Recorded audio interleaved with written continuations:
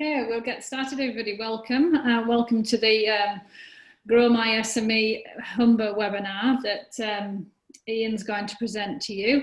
I'll hand over to Ian for the majority of the presentation, then he'll hand back to me for the ending slides, and then we have a poll that we like you to answer just to make sure we're on track for your business needs. So over to you, Ian, and I'll leave it with you until we're ready. Lovely, thanks very much. Afternoon, everybody. Thanks for joining us on a cold but bright day where I am anyway. Hopefully it is where you are too. So the webinar this afternoon it's actually part one of a little series we've got. And really this first part, all about Google Analytics, is primarily about setup and being able to measure things from your website. So measure conversions and activity on the website, and particularly things like form submissions and purchases if you've got an e-commerce site, but also people downloading documents, booking things, entering their email address to sign up to a newsletter, anything like that really.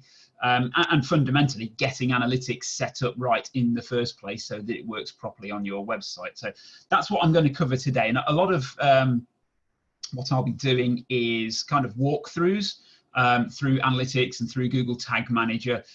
So there's a whole load of slides in here, but really most of the slides are actually kind of a walkthrough. And I don't need to show you the slides and describe it unless the technology completely fails me on the other side. They're more for your reference after. So you'll be sent a copy of the slides later, and obviously you don't need to remember what I'm doing as we go through necessarily, because everything I'm going to show you is in the slides and kind of annotated in there as well, acting as a visual guide to help you set your own stuff up. So don't feel you've got to be doing it as I do it. Don't feel you've got to remember everything that I show you. It will all be covered in the slides, but largely what I'm going to do is work my way through Google Analytics and Google Tag Manager kind of in a live environment, in a live account, and then I'll drop back to the slides and we'll just run through the slides so you'll see where we've got up to, and when you get the slides yourselves later, hopefully that will ring some bells when you're looking through. Okay, so first off, you need Google Analytics in the first place. I see you're all pretty much dutifully on mute there, but I'm interested to know, if you're willing to speak, that I'm interested to know how many of you have Google Analytics already installed on your websites. Silence from the group. Nobody wants to talk to me. Does anybody have Google Analytics on their website? Yeah, this is Darren. Yeah, as far as I'm aware, it's in there, but I don't know how it's working properly, and it's definitely not set up to give me any information properly. Right, okay. And that's not a hugely unusual situation, Darren. The good news is if you've got it on there and hopefully it is working, then obviously it's gathering data that you can use anyway, even if you haven't looked at it right now anyway. So I'm just going to open up the chat box. There we go. So yeah, Isabel's saying that she has it as well, and Kevin's building a website, but obviously we'll have on there. Great. Well, let me show you how you go about getting this set up properly. And also, even if you've already got it, you might think about changing things a little bit once you've seen this. So for those of you that don't yet have an account and thinking, Kevin, if you don't yet have a website with it on, this is something you'll need to do to be able to get it onto the website as you get ready to launch it. Just go to google.kk/analytics. And you'll need to log in with a Google account. So if you already log into Google for Google Ads or YouTube, even Gmail, anything like that, any Google service, you can use the same details to log in. So keep it all under one account. And when you go through the sign up process, it's basically going to ask you for your website address and time zone. And then it will present you with this snippet of JavaScript code, which is commonly known as a tag. And that needs to be on every page of your website. Now, these days, it would be very rare that you literally have to copy and paste that code onto each separate page of your website. What normally happens is either through a plugin or some settings in the back end of the website, you can add the code that way, and the system, your website system, will automatically make sure that that code is on every page. or you might well add it to the template, or templates plural, which make up your website, and that way, because it's in a template, it's therefore on every single page of the site. So it shouldn't be too difficult to do. If you need your web developer to do that for you, as many of us would, usually this is something that they'll be very familiar with.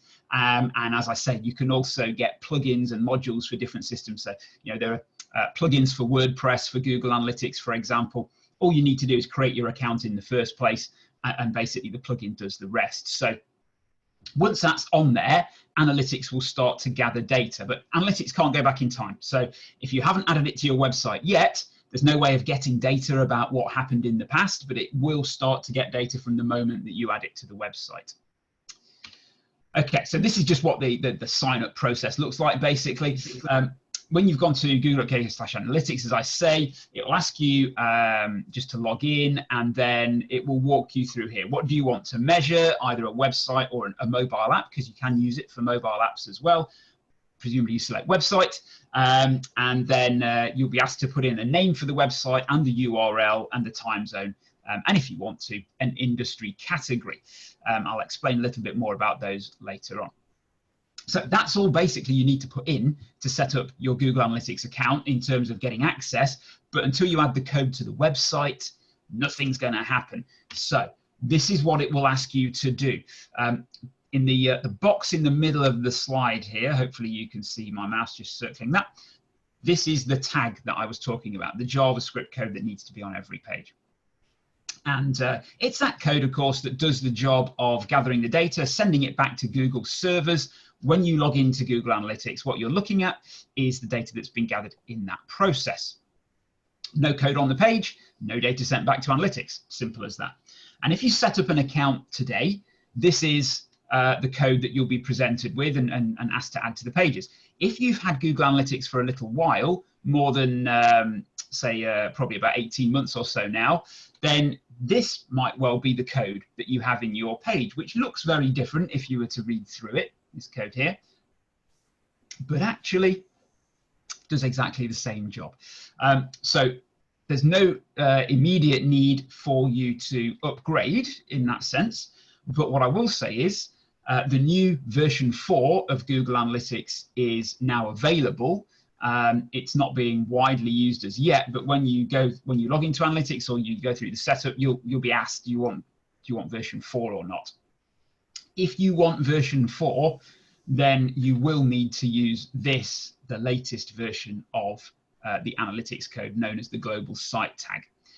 But if you don't want to change, you don't want to make any changes, don't worry, because the older version of the code, this one here known as Universal Analytics, that's going to keep working for a long time yet. So don't get too worried about that. The new features in version 4 of Analytics are not that different right now for most websites. But obviously, as time goes on, they'll keep adding more stuff in, and they'll be adding it to the latest version, not the old versions. So at some point, it's going to be worth upgrading.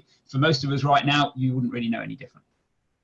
Okay, so this is where Google wants you to put this bit of code. This is the source code of a web page that we're looking at here, just a small portion of it. And crucially, they want you to put this code above the closing head tag up here. So web pages are coded in HTML, and the page is basically split into two parts, the head and the body. The body is what you see in your browser. The head is all the stuff that needs to be loaded in along with the page itself, which includes things like Google Analytics code. The reason they want you to put that in the head is that basically it means it gets loaded quicker earlier on in the whole process, and therefore starts gathering data quicker as well. So that's why they want you to put it there, but actually it tends to work wherever you put it on a web page. They just prefer you to put it there, but don't worry if you can't, for some reason, technical reasons stop you, you put it at the bottom of the page, it'll still work. Okay, so that Google Analytics code there that I was showing you is just one example of things that typically get called tags. And a tag is just a piece of code that you add to a web page, and it's usually to send data to a third party. Google Analytics being the obvious one that probably we all want to use. But if you've come across things like the Facebook Pixel, or if you use Google Ads and they want you to use a separate conversion tag, or if you're using LinkedIn and there's the insight tag that you can add to your website. These are all basically doing the same kind of thing, but obviously gathering data for different systems. Google Analytics does not share data with Facebook and vice versa. So, if you want to get data about visitors into your Facebook account, you need the Facebook pixel on your page. If you want it in Google Analytics, you need the Google Analytics tag. That's basically what we're talking about here. And there are loads of these tags depending on what kind of things you want to use on your website and the integrations you want to make. I'm going to give you a couple of examples of those later on in the webinar. Now, why am I mentioning the other tags when I was just talking about Google Analytics? The short answer is because all of those tags basically work the same, which is they're all bits of code that you've got to add to your website. And of course, that can become quite tedious, having to add all these separate bits of code. And on top of that, these tags often want you to do something extra in order to send them more data. As an example, Google Analytics has a function called an event, and events are really, really useful. But to trigger events, you need extra code in your web pages. And if you're not a web developer, that can be quite a tricky thing to do. So in order to get around this and to make the management of all these tags much easier, Google created something called Tag Manager. And this is essentially a container tag that pulls in all the other tags that you choose to include.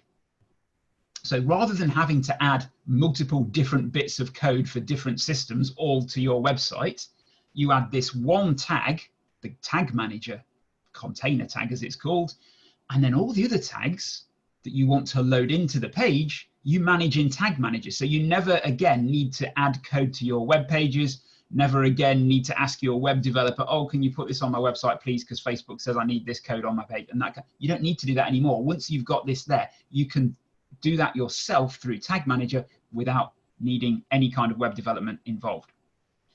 So that's one of the main benefits. It means you can administer all this stuff without always needing to ask the web developer if you want to add or remove anything.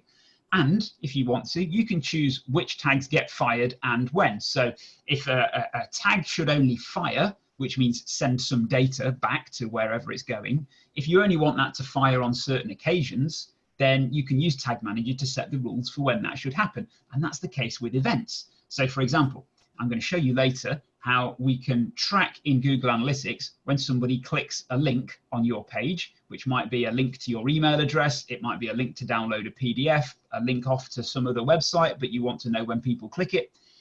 You would use events for that. And obviously they only get fired when somebody actually clicks on the link. So there needs to be some kind of rule that tells the system, oh, that happened, you better send this information to Google Analytics.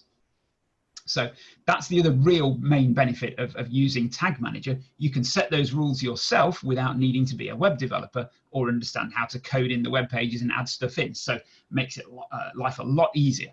It can improve the load speed of pages a bit as well, because what the container tag does is efficiently load these tags kind of in the background, which means that things on the page can appear a little bit faster. It doesn't make a massive difference, but it's worth it for the effort.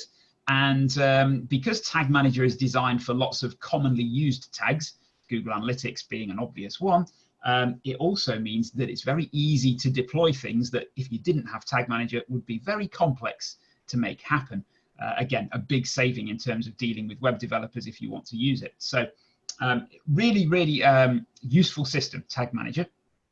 And the way it works, just like Google Analytics, you create an account, it generates some code, and that gets added to your web page. But that's the only thing that you need to add to your web page, because after that's added, you can go into Tag Manager and you can do everything you want in there without touching the website again. So Tag Manager lives at, he says, trying to get to the browser. I would love it if it would actually show. There we go.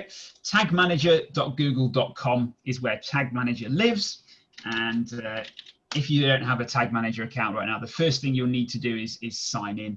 And then, just like Google Analytics, it's going to ask you for a couple of basic details about the website to create your account and what's called a container. Remember, the container is the bit of code that's going to be added to the website. And you can see we have a couple of containers here. So you'd only need one container per website. And in that case, you'll probably only have one full stop. And then when you create that, this is the kind of thing that you will see, except there won't be any tags at all. It'll all be completely blank for you.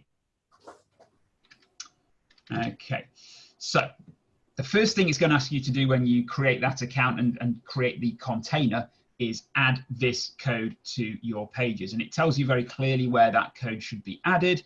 And actually, I think if I remember rightly on that page, there's also a button where you can have that emailed to your web developer. So you might, as you create the account, directly from when you're creating the account, put in your web developer's email address, push the button, and it will send them this code with the instructions of what they're supposed to do with it. Again, they should be familiar with this if they've been building websites for any length of time, because it's a very, very common thing to add.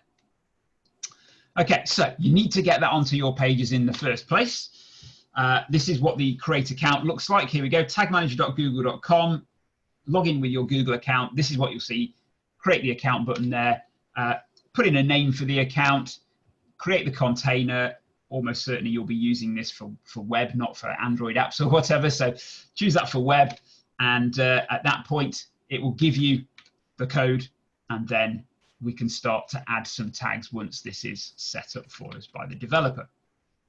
Okay, so the obvious tag for me to show you to start with is Google Analytics. Okay, so if you're going to use Google Analytics and you're going to use Tag Manager, which is my strong recommendation, then you don't need to put analytics code onto your pages at all. You just need to put this Tag Manager code. And then when you create your analytics account, if you don't have one yet, and it gives you the code, we're going to add it in here, not add it to the website, okay? So you've got the container set up. We're on the page as you see here, and there's nothing in here yet because it's all fresh. We click on this button here, add a new tag, and that will reveal this page here. Okay, so let me show you what that looks like in the flesh, as it were. There's the add a new tag button. Click on add a new tag. You see how it slides over here, and it's all blank for me to put in all the stuff that I need. So this is going to be Google Analytics. The first thing you've got to do is name your tag, which is this line up here. So we'll call that Google Analytics, and then we're going to configure the tag. So big box here, click anywhere on that, and that reveals the type of tag that we're adding. So this is one of the beauties of using Tag Manager. It's got lots of commonly used tags pre-built that live in here for us to choose from. So we've got various Google products, obviously Google Analytics at the top, some Google Ads stuff as well. We've got custom, which we'll need later, particularly thinking there of the Facebook Pixel, for those of you that will want to use that. And here we've got lots of other third parties. Many of these you perhaps won't recognize, but I'm sure you will recognize things like LinkedIn Insight tag. You might be familiar with Hotjar. We've got a Twitter website tag in here as well. Lots of ad networks and stuff, but if you don't use those, don't worry. The Pinterest tag, there you go. So there's a few in here that you'll recognize, probably plenty that you don't, but it's really handy that they're pre-built. If you ever use any of those, you just click the button and basically put some settings in and away you go. So let's do that for Google Analytics. Click on Tag Configuration. Universal Analytics is what we're using in this example, not yet moving up to GA version 4. So Universal Analytics, there we go. Now, what we've got to do here is put in our Google Analytics variable, as they call it, which is basically our ID.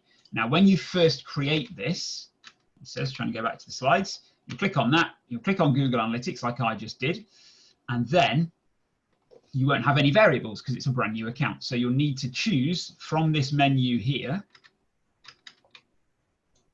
new variable, which will reveal this. It already knows it's going to be a Google Analytics settings. Again, you've got to give this a name. So I'm just going to call this my Google Analytics ID. And then you put your tracking ID in here. So what is your tracking ID, you might be asking? If we go to Analytics, when you set up Analytics, you'll see your tracking ID. And if you've already got an account, you can easily see your tracking ID by going into the tracking info button here. So you click on the cog icon, which is admin, click on tracking info and go to tracking code. And this is your tracking ID. So that's what we need to put into this box here. Okay, so we grab that, paste it into there, and then click save, which I'm not going to do because I've already got that set up in this account. But you would save that, and then what you'll see in here is that you can choose Google Analytics ID, and that's the first part of the job. So that's the tag itself configured. What we've then got to do is configure the rule for when should that tag fire. So when should this thing that I've just set up send some data? And the answer is every time the page loads. So we need to set that up as what they know as a trigger. Okay, so we click on trigger here, and you'll see in the list is all pages. Now, just to go back to the slides, there's where we put the variable in. Click on save. There it is, Google Analytics ID in the settings. Click on triggering, and you'll see all pages in the list. Okay, so here we go with all pages.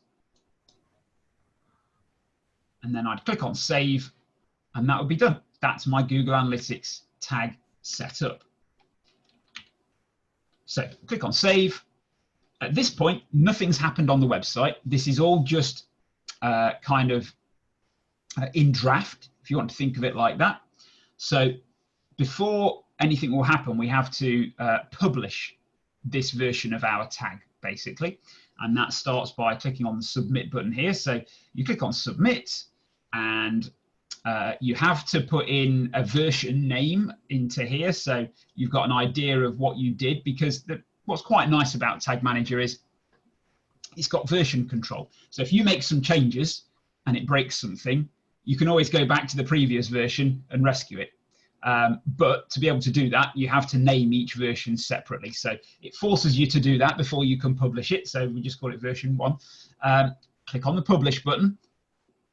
And at that point, everything is good. So having clicked on the publish button, you now have Google Analytics live on your website. So really, really easy to do. Now, similar process if you want to add the Facebook pixel as well. So those of you familiar with this, if you've run Google ads or Google ads, good grief, if you've run Facebook ads or other activity on Facebook, you'll often see that they are pressing you to add the Facebook pixel to your site. And that's because Facebook wants as much data about everybody in the world as possible.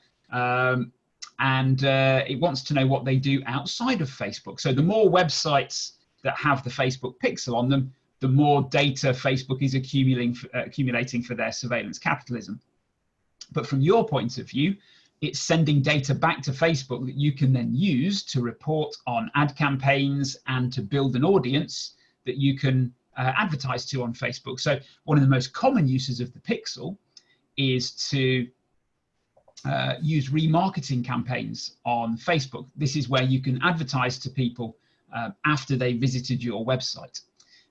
So basically, if they visited your site in the last 30 days, because you've got the pixel code on the pages of your site, when they're on Facebook, Facebook knows, oh, this person's been to this website, this advertiser wants to show them this ad. So you can create campaigns specifically targeting people that have already been to your website. And that's one of the main uses of the pixel code. But Google and Facebook, notoriously not great friends. So there is no pre-built Facebook pixel tag in Google Tag Manager. You have to create it yourself. Now, the first step to doing that is going to Facebook and getting your pixel code in the first place. So you go to the pixel section in the Facebook Business Manager, and you go to create a pixel, and this is what it will show you. So you can either use a partner integration, but in our case, we don't want to do that. We want to manually add the pixel code. So you select this option here, the second one down, and that will reveal to you the Facebook pixel tag, which is this here. So you copy the whole lot, the whole stock, top to bottom, and then we go to create a new tag in, I'm determined to get to the right thing here. There we go. So I'm just going to discard this because we don't need it. So you go to create a new tag. This one's going to be our Facebook pixel. you've got to name each tag that you create. We go to tag configuration. There is no Facebook pixel in here. So what we've got to do is click on custom HTML. And in the big HTML box here is where you would paste your Facebook pixel code. So that's exactly as you'll have seen it on Facebook itself when you generated the code. Copy and paste that into this custom HTML tag here. All you then need to do is open these advanced settings, which are here, and choose to fire once per page, not once per event.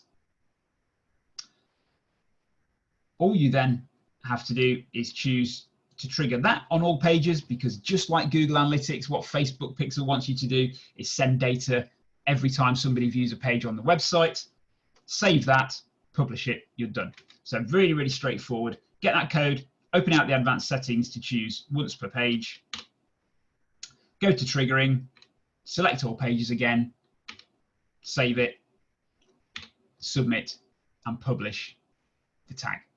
So if you went through that process from start to finish, as I've shown you on the slides, you would have Google Analytics installed on your website, and you'd have the Facebook Pixel installed on your website, all in the space of about 2 minutes. So nice and easy to do that. Now that you've got that code there, you'll start to get data in Google Analytics, of course, and we can use Tag Manager to add to that information, but we'll get to that shortly. Right now, I want to show you around Google Analytics a little bit. Okay, so crucially, nothing happens until you've got the code on. That's why I wanted to go through Tag Manager first, because you've got to get the code on your pages to start with, and that's the easiest and best way of doing it. Next up, let's look at the analytics settings themselves. So you saw me just click into here, actually, with the cog icon here, admin bottom left, click on that, and it will take you to this page. So there are 3 columns, and that shows you how the hierarchy of Google Analytics works. You've got the account level, which is just kind of the umbrella for everything else, but not a lot happens at account level. It's just kind of the container for properties. Properties are websites or mobile apps, because you can use analytics for that as well. And you can have more than one website or property in an account. So if you've got multiple websites, you might group them together in a single account for simplicity's sake. And properties have views. And often you'll only have one view per website, but you can have more. I'll explain why a little later. But that's the hierarchy. So views belong to properties, properties belong to accounts. Now let's have a look at the property settings. So this is the first place to look in here. Some of this information will already be in here because it will have been created when you first set up the account. URL of the website, those things will be in here by default, of course. It couldn't exist without them. The industry category choice here is a pretty simple list of industries that you can categorize your business as. The purpose of doing that is in a report called benchmarking. Analytics is able to show what your figures look like compared to other websites from a similar sector. And the similar sector is defined by what you choose in this menu here. It's not a crucial setting by any means, and they are very broad categories, so you might struggle to find anything that matches brilliantly with what you actually do. But for the sake of setting it, for 2 seconds of looking through the list, you might as well.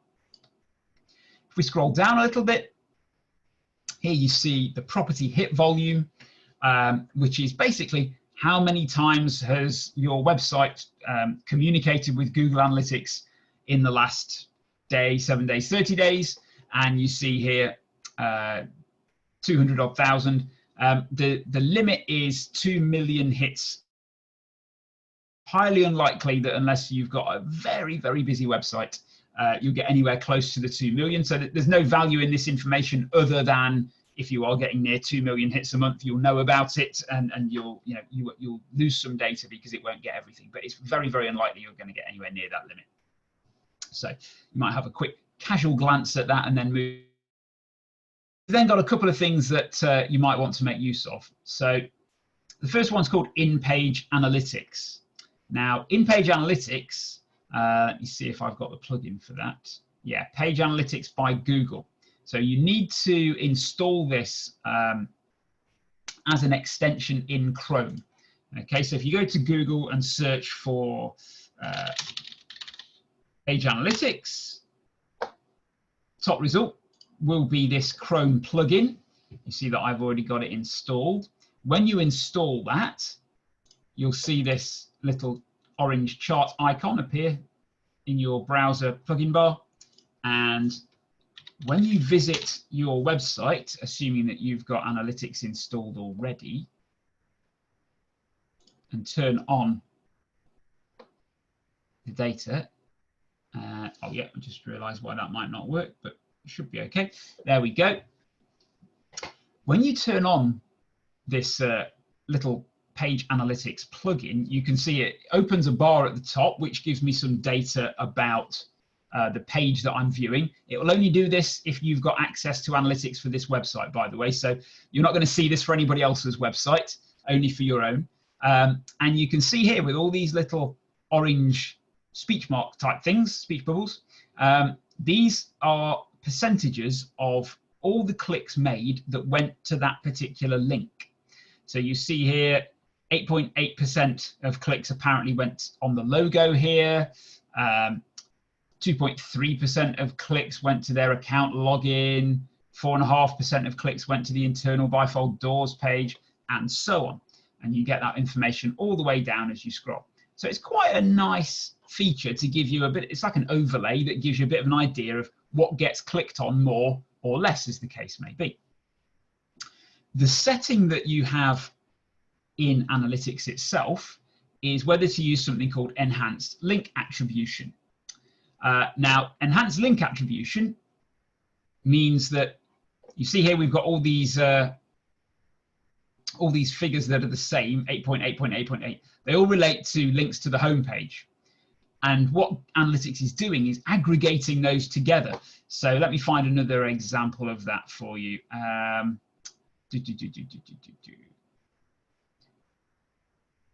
So this is a link here in the main menu. 7.5% of clicks went to the internal doors page. And if I scroll down, we see here there's a link to the internal doors page. And apparently that's got 7.5% of the clicks as well. It hasn't. What's happening here is that link goes to the same page as the link in the menu, which is this one. Analytics is just adding them together and saying, right, well, any link to that page got 7.5% of all the clicks, which isn't true. Most of them went to the link in the menu. Probably virtually nobody clicked on this link down here. If you turn on enhanced link attribution, analytics will split the two, and you'll see maybe 7.4% of links went to this and 0.1% of links went to this link here, even though they link to the same page. So if you want to use that, and it is quite a neat little reporting tool, you don't need to turn that on just to use it. But if you want Google to split out the clicks to links that go to the same page but are in a different place on that web page, then you'll need to turn this on. What we've also got down here is this heading here, Search Console. And this is where you can link Google Search Console to Google Analytics.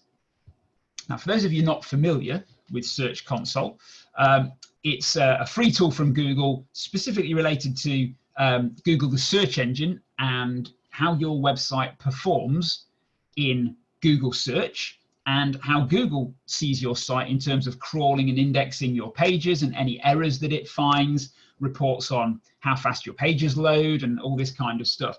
Totally free, incredibly valuable source of information in relation to search engine optimization and ranking in Google. If you don't yet have an account, then what you can do is just search Google for Search Console. Top result will be the Search Console page. And if you were to visit that without an account, it will take you to this page here. Click on Start Now. It will walk you through the sign-up process. Once you've signed up, this is the kind of data that we get access to. So this is called the performance report, and it shows what keywords your website ranked in Google for, how many clicks you got for those keywords, how many times those keywords appeared in a search result, which is what the impressions figure tells you. And it also shows you the average click-through rate, which is CTR, and your average position for each one of those keywords in a Google search result. So it's incredibly useful information in understanding how do people actually find my website on Google and which keywords send me more or less traffic. And then obviously measuring that over time, you can work out what's going well, what's not going well, which keywords need more optimization and content on the website and so on. Very, very valuable. It also has this thing called the coverage report, which tells you about any issues that Google's found when crawling the website. It's got things like Core Web Vitals, not that there's enough data for this site. Let's go to one where there probably is. There we go. Not a lot of data still. This is something that relates largely to how fast your pages load, and if Google thinks they should be better in some way. It tells you if you've got any pages that Google doesn't believe work properly on mobile devices, which is, again, a ranking factor. So there's all kinds of stuff in here, which is probably something you want to see if you care about how your website ranks on Google. But crucially, you've got this data about keywords and search terms and how much traffic you get from Google organic search. And that's why you can link it to Google Analytics, because when you do, that will pull through the data from Search Console into Analytics, into a report in here, and you can get all the other things that you get in Google Analytics alongside the data about the keywords and rankings that you've got in Google Organic Search. So well worth setting up Search Console in the first place, and when you do, it's then worth B, linking it to Google Analytics, and that's what this button does here. So if you have a Search Console account, you can click on that. It will list the accounts you have access to, presumably probably just the one for most of you. You select it, you save it, that's it, they're linked. Simple as that. Okay, so the slides so far we've been through, showing you how to get to admin. We've just been looking at property settings here. What you'll notice as well is there are obviously other options here in the admin. It's not just settings, there's all this other stuff in here. Well, if we look under tracking info, that's actually a menu with stuff underneath it. I've shown you the tracking code page already for when you need your tracking ID, but there are other options too. And one of those is called data collection. Now, data collection for Google Signals is basically you turning on an option that says, I'm happy for Google to use data that they have about my visitors, along with other data they have, not just from my own website, in order to understand more about who these people are. And a lot of that is about trying to understand when it's the same person visiting your website, when they use a laptop, and then they visit on their mobile phone as well, or any combination of devices. Because Google Analytics, by default, does not know that it's the same person visiting your website when they use different devices and different browsers. So you can end up with, if I visit your website on my computer right now, and then I visit your website on my phone later today, Analytics will report 2 new users. It will be treated as 2 separate people visiting the website. Of course, very common behavior is you visit on both types of device. I might first of all discover your site when I'm browsing on my mobile phone, and then I'll return to it on the desktop computer because I want to take a deeper look at it. It's useful to know when it's one and the same person. Helps you understand how well your advertising campaigns are working, whether that's on Google, Facebook, or anything like that. The same is true for social media, because a lot of social media is done on mobile phones. So if it turns out a lot of people have discovered your website through Facebook and then they return on the desktop later on, it's good to know that, because it will give you a better understanding of how well social media works in marketing your website and your business. But this is not on by default, because you need to get people's permission to do it. And this all comes down to GDPR and cookies. So the thing that we need to do here is not just turn this on, but read what Google says we are agreeing to here and what they say we should do on our website. And basically they're saying, if you turn this on, you acknowledge that you're adhering to what's called the Google Advertising Features Policy.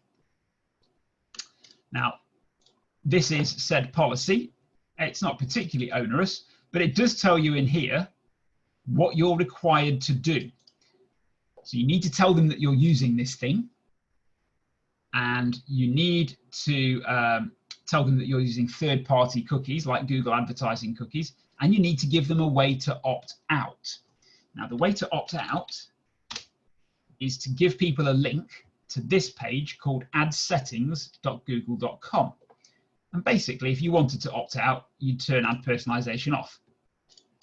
And if you turn ad personalization off, you basically tell the whole Google ecosystem, everything that uses Google code, whether it's analytics, Google ads, or anything else, any website with that code on, you're basically saying, yes, I don't want you to track me around the web. Thank you very much. I want to remain anonymous. And that's what you're doing in here. And you can see if I scroll down in this list here, this is a list of things that Google thinks it knows about me. And that's not because I've sat down and typed in things I'm interested in. It's based on what Google knows about me from the websites that I visit, and it's gathering all that information up. And of course, this is how all the surveillance capitalist companies works, how Google, Facebook, LinkedIn to a lesser extent, how all of them work. They're just hoovering up data about what you do on the web to profile you and then sell that data as audiences to advertise to, and obviously to governments for profiling and all that kind of stuff. So if you don't want that to be happening to you, you can log in here and turn it off. But to comply with the data collection stuff here for Google, as per their policy, you've got to give them a link so that they can go and opt out on this page here. Now, you don't need that link to be on every page of your website. You need a little cookie notification that says, do you accept this? And obviously in your privacy policy or your cookie policy on the website, that's where you can give more detail and give them the link to go and opt out if they want to. But I just bring that to your attention because whether anybody ever checks or cares about that is one thing. Whether it's a legal requirement or not is a different thing. Okay, so it is a legal requirement under GDPR. You take your own attitude as to whether you care about that and whether you want to be compliant. My advice would be, it's better safe than sorry. Okay, but when you do have that turned on, you may well get better information in Google Analytics because you'll be able to get what they call the Google Signals report, which is showing you how many of your visitors are the same person on a mobile and a laptop, desktop, whatever computer, so that you get a better understanding of how these people are visiting, finding the website, how many times they're visiting, instead of, well, you've had this many mobile visits and this many desktop visits, and as far as we know, they're different people. They're certainly not. Many of them will be one and the same person with 2 or more different devices. So it's worth having it, but you do need to make sure you're compliant in an ideal world, at least. Okay, so that's what that's all about. What you'll also see is, sorry, that's not gold. That's not the thing I want to show you. The other thing I want to just touch on briefly is this option here, still under tracking info, called referral exclusion list. Now, referrals are visits from other websites where somebody's actually clicked a link in a page. So this doesn't, I mean, technically everything that links to your website is a referral, but clearly somebody using Google or Bing as a search engine isn't the same as somebody reading an article in which there is a link to your website. So referrals are when there's a link in the content of a web page somewhere and somebody's clicked that link and visited your site. Now, the reason that you might want to exclude some of these is because technically it's possible to have a self-referral, and that's because to Google, a session, a visit to your website finishes after 30 minutes. And a question that people often ask about this is, well, how long does Google think you're on the website? If I leave my browser open in the background, I've got the page open on a particular website, I leave that for 3 hours, and then I come back to it and I continue visiting that website, does Google think I've been on the website for 3 hours? And the answer is no. No, Google doesn't, because after 30 minutes, Google stops counting. If you left it for 3 hours and then came back to the same website and then clicked onto another page as though you just kind of paused and then continued on visiting that website, actually you start a new session. And what will happen is analytics will go, oh yeah, there's a new session started. Where did this person come from?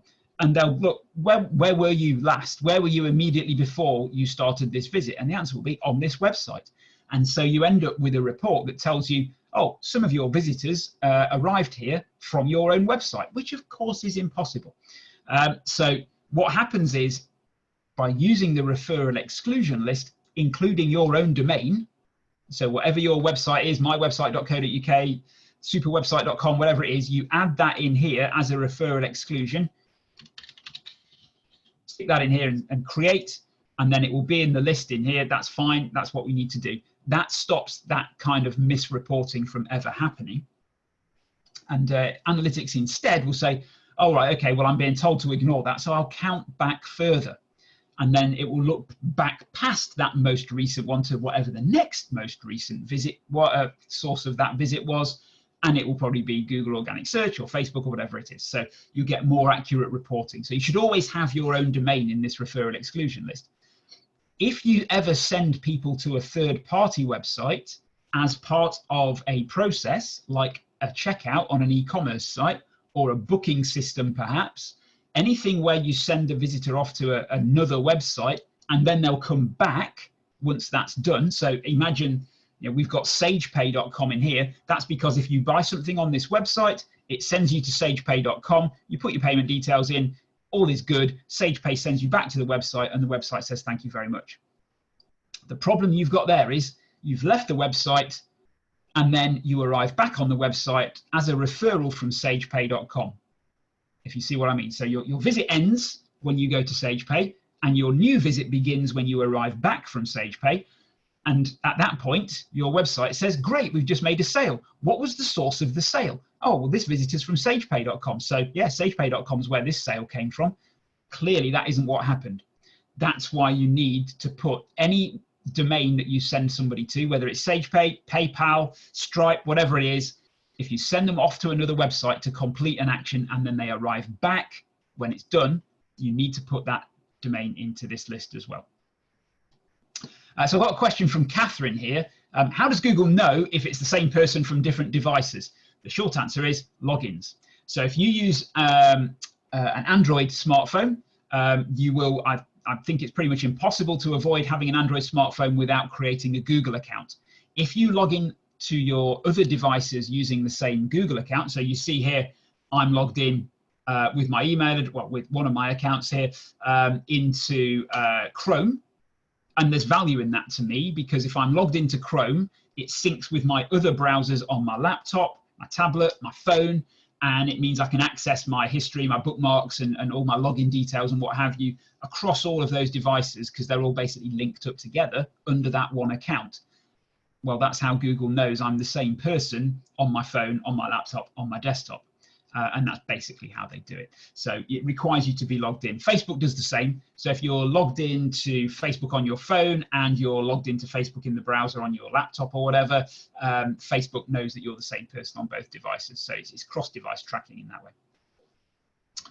Okay, now going back to the main admin page here, I want to show you what's probably the single most important setting I can show you in Google Analytics. And it's this one here called goals. So I've got another question for you. Those of you that do have Google Analytics,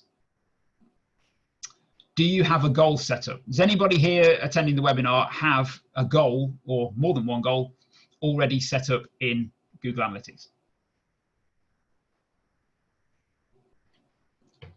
Deathly silence. Is anybody going to pop something in the chat box and tell me that they've got a goal set up? Doesn't look like it. Okay. So this is very common. Every time I ask this question, at most I'll get the odd person. The majority don't have goals set up. Goals are crucial. Goals are how you measure the true performance of your website. The true performance of your website is not how many visitors it gets, it's how much business it generates for your business. And you can't measure that in the number of people that visit the website. You measure it with goals because goals represent an action being taken on the website. And that action might be submitting an inquiry, making a purchase, signing up to a mailing list, downloading a brochure, booking something, whatever it is. That's what goals are for. They're to measure when an action gets taken. So let me show you how that works.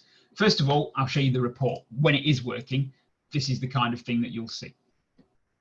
So goals as a report lives in the conversions menu, as you can see. And what we've got here is just data for the last week. And you can see here the number of goals is plotted over day by day. The total number of goals from the last week is 449. And the conversion rate for these goals is 1.63%. So that means 1.63% of all the visits to this website completed this goal. Now, in this case, the goal we're measuring is phone calls. So this website's generated 449 phone calls in the last 7 days, and that means 1.63% of all the visitors are making a phone call. So that's what that tells me. Now that goal could be measuring inquiry form submissions, clicks on an email address, downloads of a PDF, anything you want it to in principle, as long as it has value to your business. So I would never use goals arbitrarily to measure a metric just for the sake of it. A goal should really be something that has value to you as a business. So somebody signing up to your email newsletter, that's got value, because the more people on the mailing list, the more you can use email marketing to generate business. So that's a goal. But somebody spending more than 3 minutes on your website, just because you want to measure how many people do that, well, A, you can get that data elsewhere anyway. And B, just because they spent 3 minutes on your website doesn't automatically mean that they've got any closer to being a customer. So to me, that sort of thing's not a goal. Only when it's got some tangible value to your business should you measure it as a goal. Okay, let's have a look at how this works. So back into the admin page, goals live in the view section here on the right-hand side. Click into that. And then on the assumption that none of you have any goals set up so far, there won't be any goals listed like there are here. There'll just be this red add a new goal button. So I'm going to just quickly show you through the setup process for this. So we click on add a new goal. And it's a 3-step process. The first 2 are pretty straightforward. So first off, we choose a template. It doesn't matter which one you choose. The options are exactly the same. So don't get hung up on what you're picking out of this list. If you can't pick one, just go for custom. You will get the same options, whatever you choose. So I'm just going to go for custom. Move on to the next step. We need to give the goal a name. Now, call it anything you want, as long as it's meaningful to you, that's fine. So let's say this is going to be an inquiry coming through from the website. So put inquiry into the box here. You can have up to 20 goals per view in analytics, and you can group those if you want to in 4 groups of 5. But if you're only going to have the odd goal, like somebody submitting the inquiry form, don't worry about that. You just want goal 1 and goal 2, that's fine. But if you want to group them together, you can do it with the menu here. Now, this is the crucial step. What type of goal do we want? You see there's a few options. The only 2 options you're likely to need are either destination or event. Now, destination is what you use when there's a thank you page. So if I was on your site and I sent you an inquiry through a contact form, as long as there is a separate, distinct thank you page, which has its own URL, its own web address, completely separate from everything else, if you've got a thank you page with its own URL, then what you want is a destination type of goal. If you don't have a thank you page, so here's where clicking on an email address, downloading a PDF, these days, quite a lot of contact forms, they don't have a thank you page in their own right. And I imagine some of you are thinking of your inquiry forms, and if you submit the inquiry form, all that happens is a little thank you message gets displayed under the form, or the form disappears and gets replaced with a thank you message. But if you look at the address of the page, it hasn't changed. If that's the case, then you need an event. I'm going to explain more about events later on, but put that in your brain now. Events can be used to create goals, and that's very, very important because many of you will want to do that. But I'm going to stick with the assumption that we have a thank you page for now. So we choose destination, and then we move on to the 3rd and final step, which is a simple thing, really. You put the address of your thank you page into that box. Now, let's assume that your thank you page URL is mywebsite.co.uk/thanks. All you need to put in here is /thanks. You do not need the http://www whatever. What you need is everything from the / at the end of the domain name. Okay, it does tell you that down here. Just put / whatever instead of www, etc., etc. But people never seem to read that. But you don't need it. You just need whatever comes after the / for the thank you page address. Two things to take into account. Well, same thing really. One is, if there's anything else after that, then include it up to the point where you come across a question mark. So if you submit the inquiry form on your website, or you go through the checkout process to buy something on the website, and when you see the thank you page, it's something like /thanks ID equals or something equals something, that's known as a query parameter. And almost certainly, whatever is in that parameter is different every single time somebody sees that page, because it's meant to be a unique ID for that particular form submission, checkout, or whatever it is. So if your thank you page looks like that, if it's got a question mark in it at all, delete everything, including the question mark, from that point on. Okay, so you get rid of that. Second thing is, you need to change this option here to begins with, because if you put begins with, it will match anything that starts with this. If there's anything else after the /thanks, even if it was that, it would match as long as it starts with /thanks. So that query parameter, the fact that it's probably different every single time anybody ever sees it, doesn't matter. As long as it starts with /thanks, Google will count it as a goal. And that's all you need to do to create a goal. You just need to know your thank you page URL, make sure you check for the presence of question marks in that thank you page URL, stick it in here, click on save, away you go. From that point on, analytics will then be gathering that data, and you'll be able to go into the goals report that I showed you a second ago and see how many conversions you've had. Now that's really, really useful information. So let's go back to this. There's a goals report, a different one, but same principle, number of goals completed over that month and the conversion rates. If you've got a process, a number of steps somebody's got to go through to complete this goal, then you can also create this thing called a funnel. Now the funnel you would set up in here by turning this option on, but you'll only need this, you only ever need this if you've got multiple pages to go to this action. A checkout is an obvious example. So if you want to measure a checkout, it probably looks something like this. You start off with the cart or the basket, and then you'll go to delivery details, and every page is a separate page for this process. Then you might put in your payment details. And once you've put in your payment details, it will show you the thanks page. So if you've got that kind of setup on the website, you can create a funnel. And the funnel visualization report, as it's called, shows you this here. So how many people entered the first step of the process, the shopping cart in this case?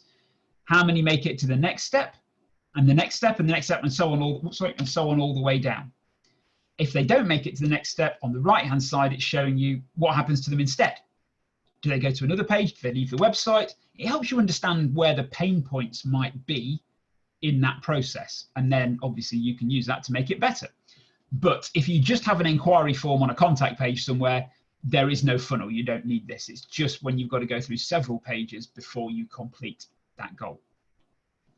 Now, in the other reports in analytics, there is a goals tab, which looks like this, and that will show you data about goal conversions, conversion rates rather, for whatever report you're looking at. So in this example here, we're looking at something called the channels report. Now, channels are different sources of traffic. In fact, you can see there, you've got organic search, direct traffic, referrals, and they're types of source of traffic. So organic search is people searching Google, Bing, and so on. Direct traffic is people who go straight to the website without clicking on a link. Referrals, as mentioned before, is when somebody's seen a link on a page and clicked over to visit yours. So what you're seeing here is, what is the conversion rate of traffic from different sources? So then you're able to understand how that traffic performs for your business and your website. i.e. which ones convert better? Where is the greater value in my sources of traffic? And then you can, of course, make decisions about where should I be spending time and money promoting my website. If organic search is where you get all your conversions from, all the goals coming from, you probably want to focus on that because it's for value. If you see lots of conversions from social media, it shows you that your social media activity is working. So this is why goals are so important. It's a way for you to judge the performance of the visitors to your site as sources of traffic. You can get conversion rates by device type, so mobile, desktop, tablet, what works better? Typically desktop will. Conversion rates from different locations, different countries, conversion rates of different pages on your website. Really, really useful information. How well does this page work versus this page in terms of generating business for me? Helps you identify which pages need improving more than others. So it's an incredibly useful bit of information to have, and you've got to set goals up to get it. Okay, so the slides here are just showing you that goal setup process as I've demonstrated. So you choose the template, you name the goal, choose the type, which was destination in my example. There's an example thank you page. So it's /thankyou.php is what we would want as the goal destination in our settings in analytics. Another example there, order status. That's the page that says your order is complete. But we've got a funnel here where you go shopping cart, delivery address, summary to check that it's all okay, and then payment complete, and so on and so forth. So it's going to be completely dependent on your own website, what the URLs of these pages are. You'll need to go through your own site, send yourself an inquiry from your inquiry form, go through your checkout process if you've got an e-commerce site, so you know what the URLs are of the pages that, that you need to measure as a goal. Now, touching on e-commerce, if you do have an e-commerce site, then there's a fantastic report in analytics called e-commerce tracking, and it's a way for you to see how much revenue the site's generated, what the conversion rate is, average order value, what's been sold. So this is what the report looks like, and you can see there the amount of revenue generated over that month, the conversion rate, which is again the percentage of people who actually made a purchase after visiting the site, average order value. Down here you can see some detail of what's been sold and how much revenue it's generated, and you get that data for all the other stuff just like goals. So how much revenue did I get from Google organic search? How much revenue did I get from Facebook visitors? How much revenue did I get from mobile users? And so on. Very, very useful. But to get that to work on an e-commerce site, you need this, which is the e-commerce tracking code. So this is not something that you would add in yourself. This is something that a web developer would set up for you, or possibly it comes as part of the package that you use to build the website in the first place. So if you've got like a Shopify website, then e-commerce tracking for analytics is part of the initial package. So you should get that data anyway when you use Google Analytics if you have a Shopify website. If you use something like WooCommerce or Magento for your website, you can get modules or plugins that will do this for you. So there's no real development required. You just need to install a plugin in the website. So usually that's how it would be set up. But unless you turn it on and set it up, you won't get that data in Google Analytics. So it's a lot more complex in a technical sense than setting up a goal. Okay, a couple of other settings that you might want to make use of. One thing is adding other people to give them access to your analytics account. You can easily do that. Let me just get into analytics here. So I'm just going to cancel that because I don't need that goal. You'll see here when we go back to the main admin page that you can see, you can add a user at any level. So if you add them at the account level, they'll have access to everything in the account, however many websites are in there. If you add them at the property level, they'll only have access to the data for that one website. And if you add them at the view level, rather, you'll only be able to see whatever's in that particular view. In any case, the options are the same. So if I want to add somebody to the whole account, I click on Account User Management, and if I want to add a user, there's the big plus button here. You click on that, Add User, and then you put their email address in. Here's where you give them permissions. So if you don't change this, they won't be able to do anything other than look at the reports. They won't be able to make settings or change anything in here, and maybe that's what you want. If you want them to be able to create goals, for example, you'll need to give them edit rights. And if this is somebody you're adding who should be able to add or remove other people, you'll also need to give them the manage users rights down here. Crucially, if this is your analytics account for your website, you should have all of these permissions. Now, that might sound a stupid thing to say, but often analytics accounts get set up by web developers and marketing agencies, and then they give their clients access as a bit of an afterthought, and they just give their clients access at the very basic level. And then I'm telling you to go into analytics and create a goal, and you can't even do it because the person that created this account in the first place and added you in didn't give you the right permissions. So if you find that you can't add goals, for example, it's because whoever created this and added you didn't give you the right permissions. So you'll need to go back to them and say, come on, this is my website, my account, I need full permissions in analytics, please. Okay, so that's easily done. The other thing I want to show you before we go back to Tag Manager for the last bit of the webinar is the view settings. View settings live unsurprisingly in the view menu here. Again, some of this will be in here by default because it's part of the basic settings to create the account, like the name and the URL and the time zone. It's highly unlikely any of you will need the default page or to exclude query parameters, so I'm not going to get into that. You probably want to make sure that any currency, any pounds and pence are displayed as pounds and pence and not something else, so make sure that's set to British pounds. You do have this option here to exclude hits from known bots and spiders, but the truth is, if you tick that box, it doesn't make much difference to your data anyway, so I wouldn't get too excited by that particular option. If you use Google Ads, absolutely you should make sure that Google Ads is linked to analytics, and it will tell you here if it is. If not, then you want to go into Google Ads and make sure you click the buttons to link Google Ads to analytics, because it's crucial to have that information in analytics. And finally, we've got site search. So site search is referring to the search function on a website like this. We're not talking about Google search, we're talking about searching within the website using an option like this here. And if I search this website, you'll see here the URL is $s equals Mexicano. Now Mexicano, of course, is what I've typed in as my search term. And the fact that this page has a URL of $s equals Mexicano,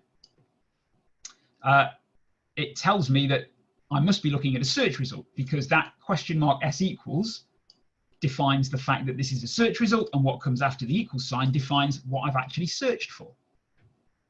Now we can get analytics to report to us on this by using this option here called site search. So we turn on site search and it asks me for the query parameter.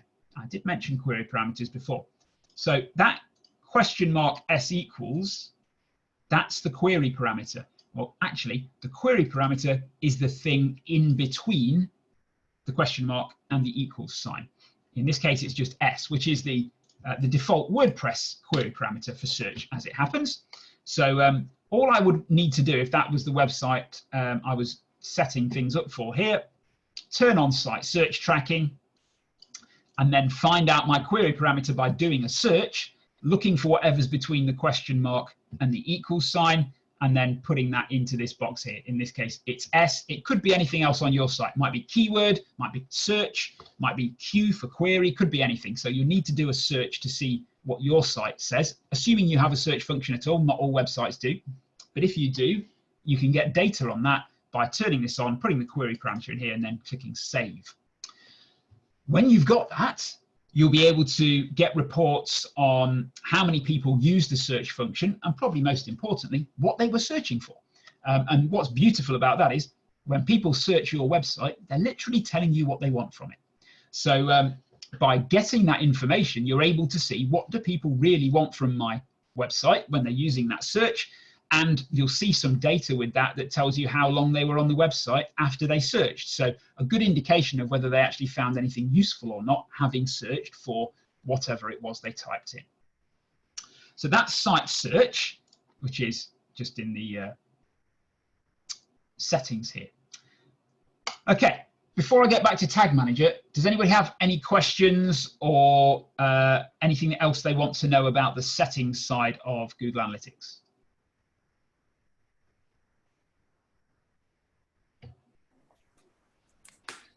stunned into silence. Ian, can you hear me? I've got Yeah, the question. I can hear you, Catherine. Yeah. Yeah.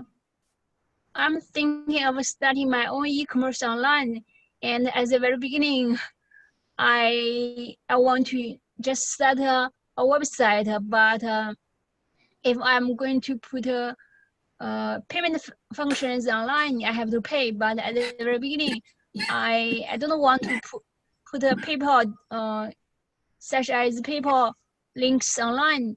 In this way, there will be no payment process online. In this way, is it possible for me to use Google Analytics? Yeah. So, are you saying that what's going to happen on your website is when somebody makes a purchase, they'll leave the website and go to PayPal to actually make the payment? Is that what you mean? No, if I use PayPal, I have to pay. Right. Yeah. Yeah. Yeah, you can't take payments online without somebody charging you something for it. Yeah. So at the very beginning, I just want to drive some traffic to my site. Right. I see. Okay. So in this way, can I use Google Analytics?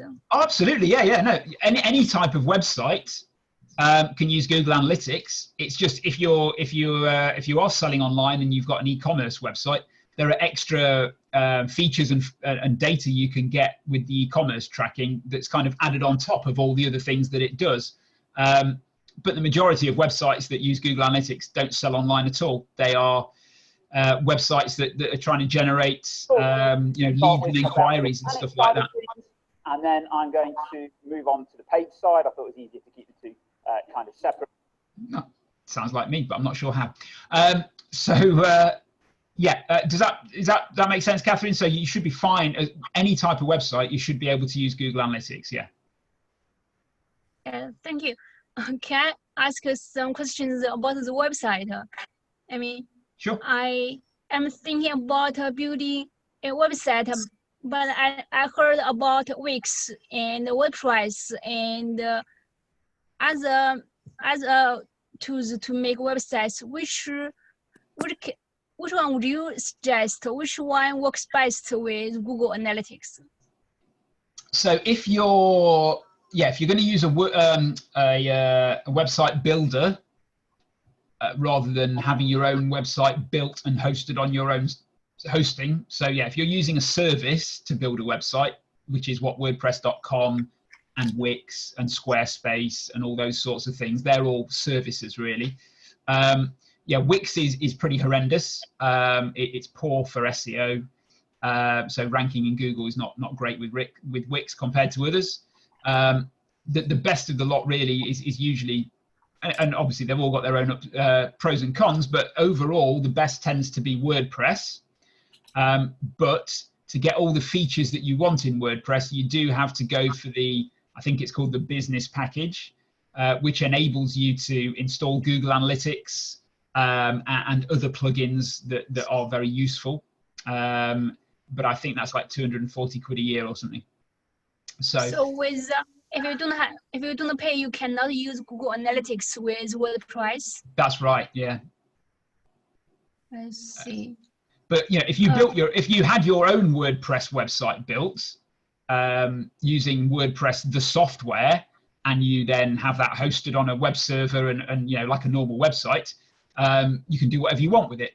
But you'll be paying for the hosting. You probably have to pay somebody to develop the site in the first place, and obviously that's more expensive than paying 240 quid a year for WordPress.com. So compared with website builder like WordPress, what about building your own website without a website builder? Which way works better with Google Analytics, with Google search? Yeah, well, as I say, the WordPress.com option is the best as far as ranking in Google goes, or SEO as we would call it. WordPress.com is better for SEO than anything else of the similar kind of ilk. The only thing better than that is building your own website. But well, I say you don't have to build it, but having your own custom website built, even if it's based on WordPress or anything else, potentially. So yeah, I would always go that route for a relatively small sum of money. If it's 240 quid a year, you know, it's not a lot of money for the quality of what you're able to do with it and how well it can work with Google. In the long run, which way is better, WordPress or build your own website?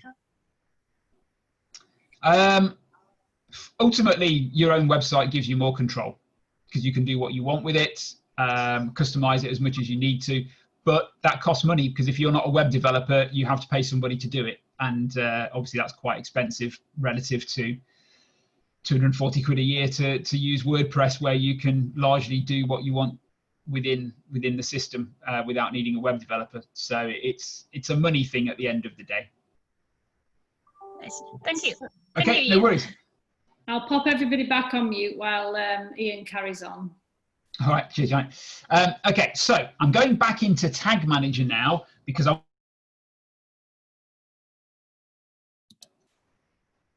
so events are something that, am I muted or not?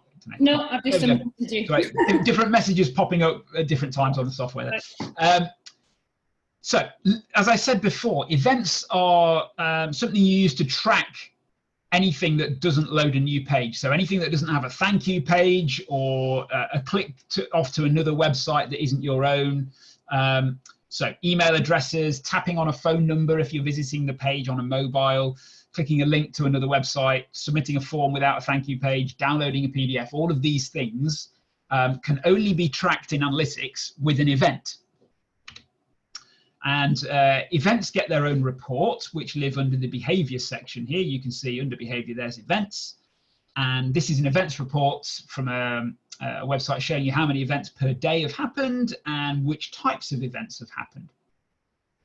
Most of them are people clicking links to external websites.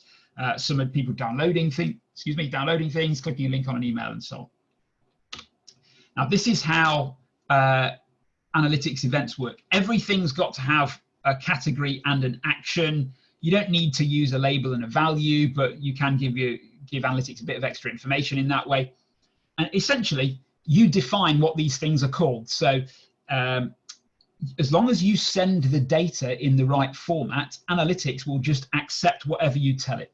So if you've got a category called, I don't know, a category called lottery win and an action called millionaire, then every time that event gets triggered, analytics is going to report to you, oh, an event's happened in the category lottery win and the action was millionaire. They don't care what it's called.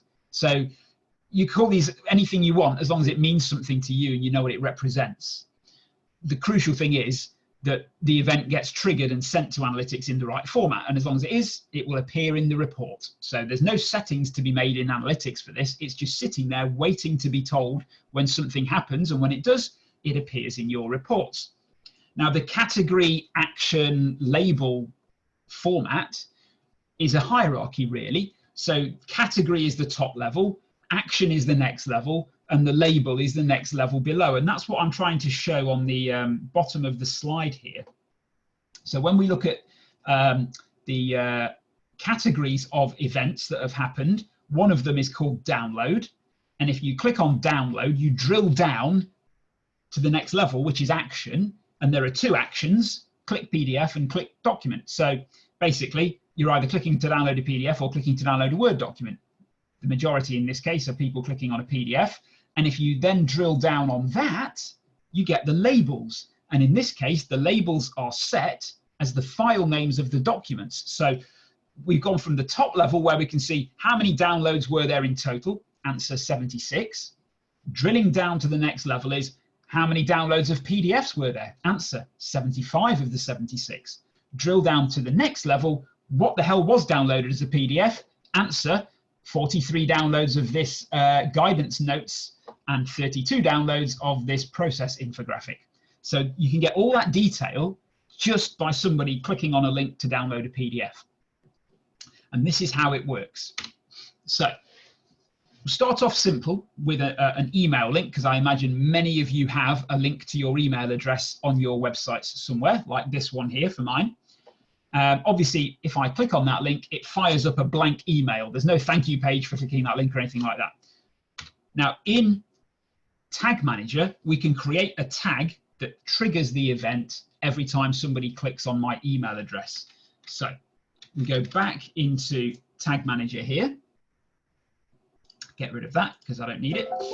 And we'll go to add a new tag. And this is going to be something I'm going to call email click. Tag configuration is analytics again, because that's what we're doing. But crucially, the type is event. So we Google Analytics, then choose event from the menu here. And as I've just been talking about, we need a category and an action. You can, if you want, have a label and a value as well, but you don't always need it. And this is one example, perhaps, where we may not. So the category, I call it whatever I want. I'm going to call it email. And the action, well, I don't know, click on an email address, call it that. And then the label, well, I'm going to do something a little bit clever with the label. So I call the category and the action whatever I want to call them. And then I click what looks like a Lego brick here. And that's a variable. Okay, so that will open out this list here. Now, if you haven't created any variables before, there will only be a few in the list. And the one that we want is page URL. So we choose page URL. You see it's in curly brackets. That means it's a variable. Now, this is the clever bit. So let's say that my email address is linked from potentially every page on my website. It might be in the header or the footer or whatever. It's certainly probably going to appear in several pages anyway. So the clever thing here is we're going to track any click on an email address wherever it might be, but I'm going to get analytics to tell me which pages are the ones where people click on my email address. And that's what I've done here. So the label will be set as what page the person was on when they clicked the link to my email address. So we've got those there. Crucially, you need to make sure here, Google Analytics settings, you select your Google Analytics ID variable, which you'll already have created because you needed that when you first set up Google Analytics in here. So we choose Analytics ID. Great, we've got the tag. Now we need the trigger, the condition. When should this fire?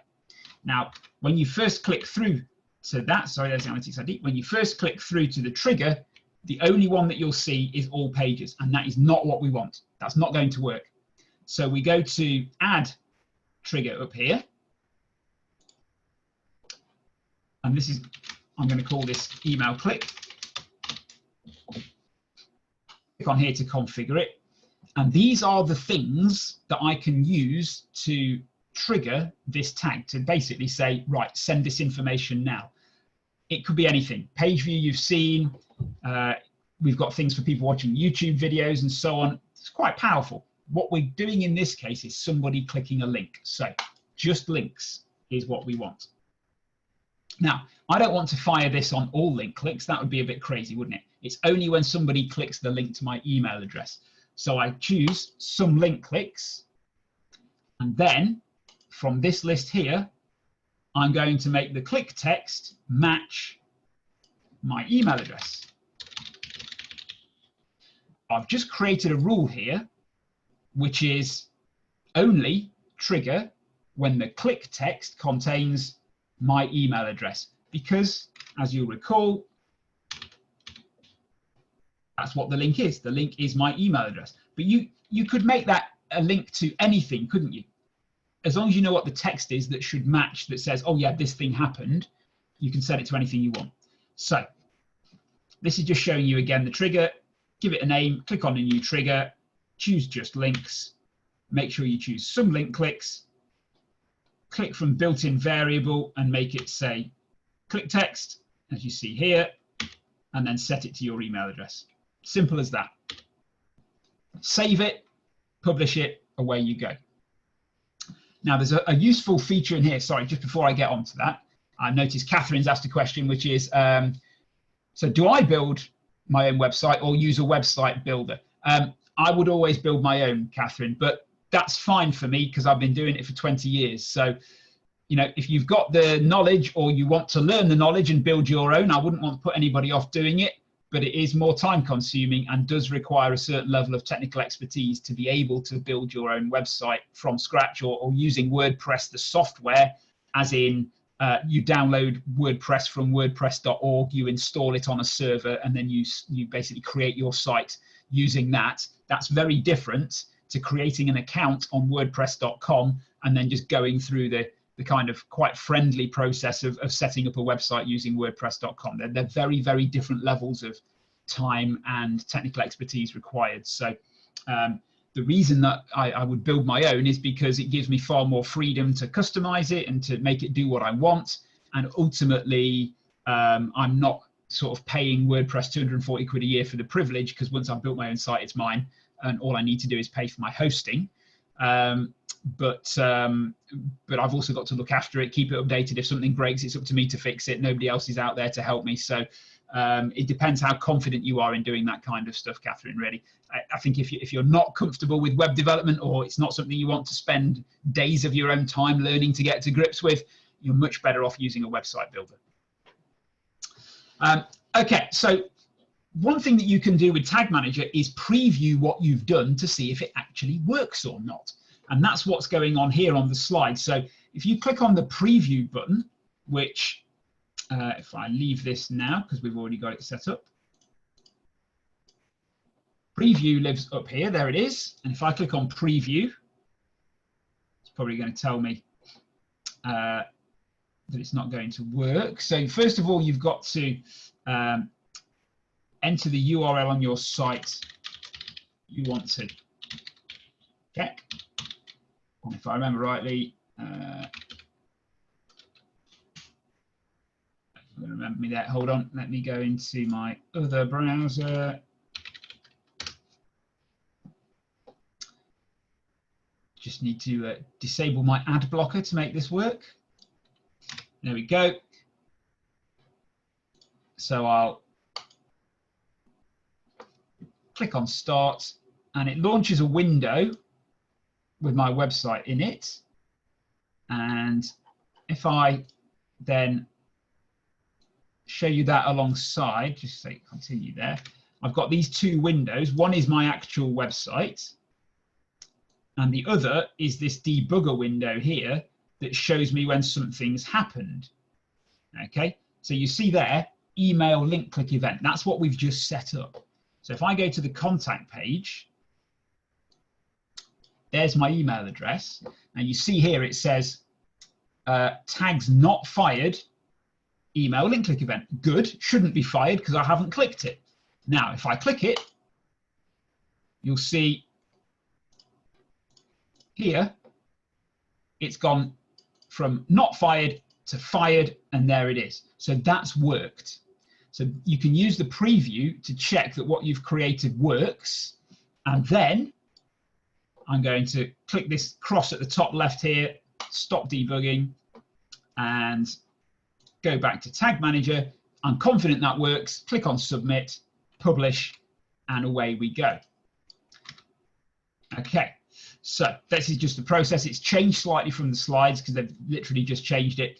But you click on Preview, you put in your web page address, and instead of a menu at the bottom of your page, you'll actually have two separate windows. But other than that, it's exactly the same. So you have your website in a new window, you'll have the Tag Manager, tags fired or not fired, and then you'll be able to see if they trigger correctly.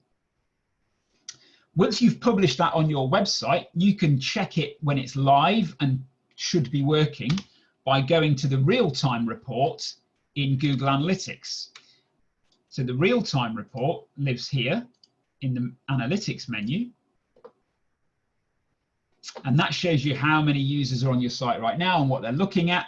And if you go to events, you'll see what events are being triggered.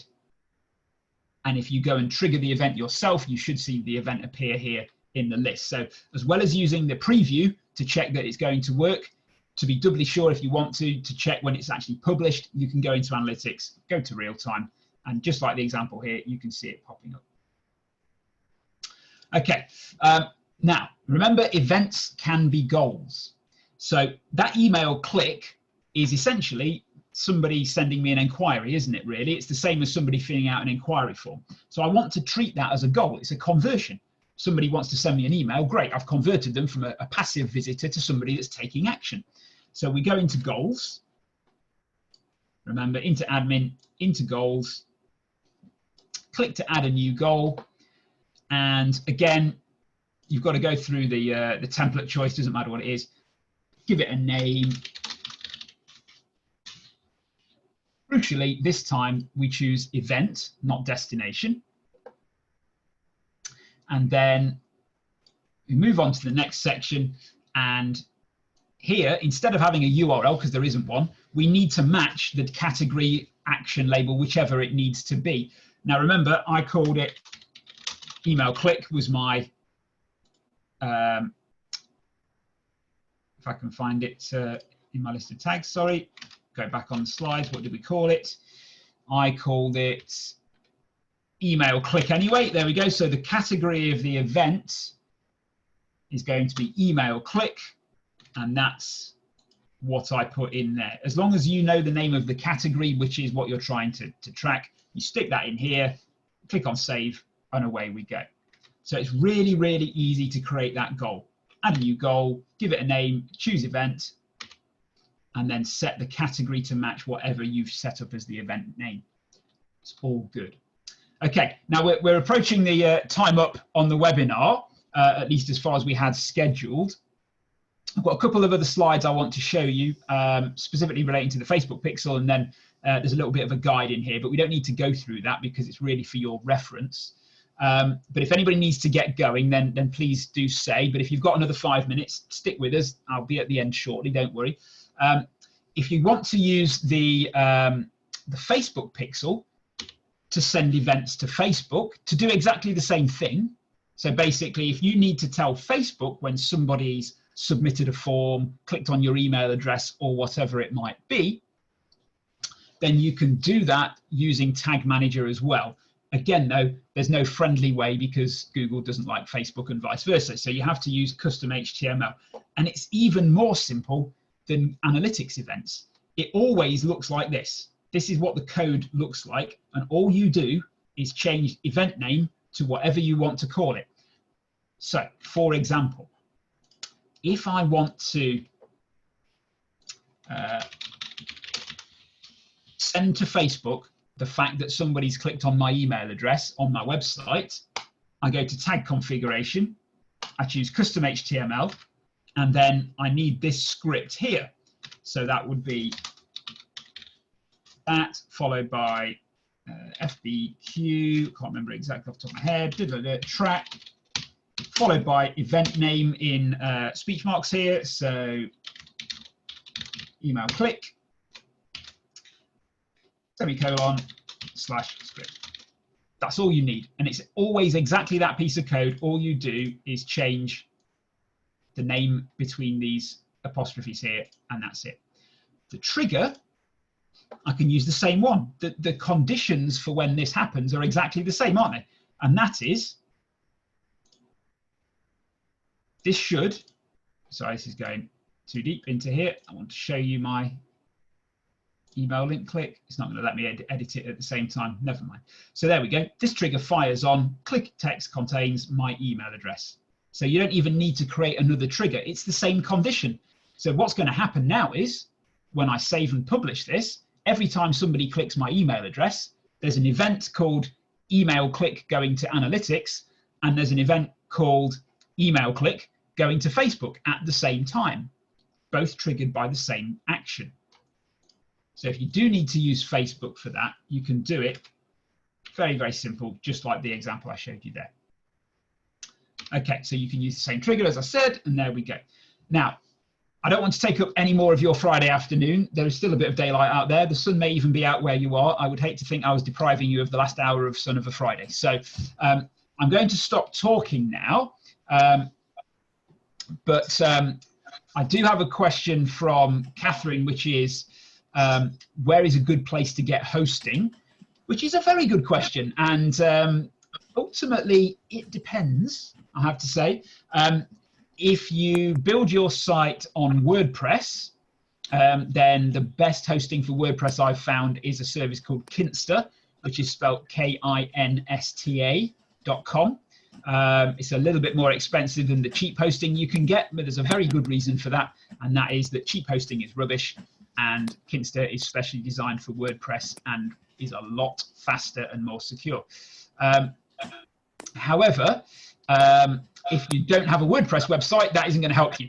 So you'll need a different kind of hosting, and it really depends on what you're building the website with in order to make that choice. So I wouldn't really want to guide you down any particular route, because I'm not sure what everybody's going to be using to do that.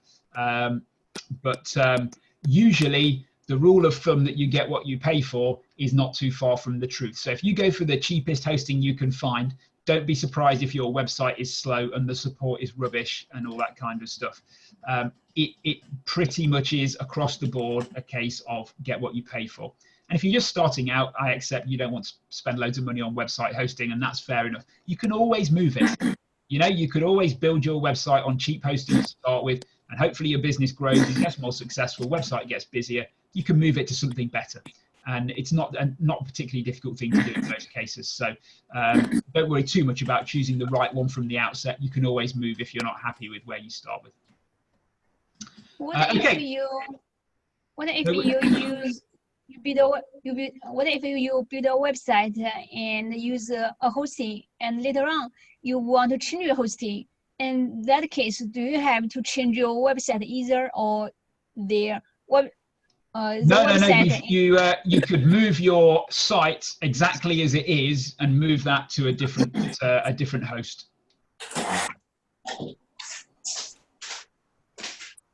Hi everybody, I'll just come in on that.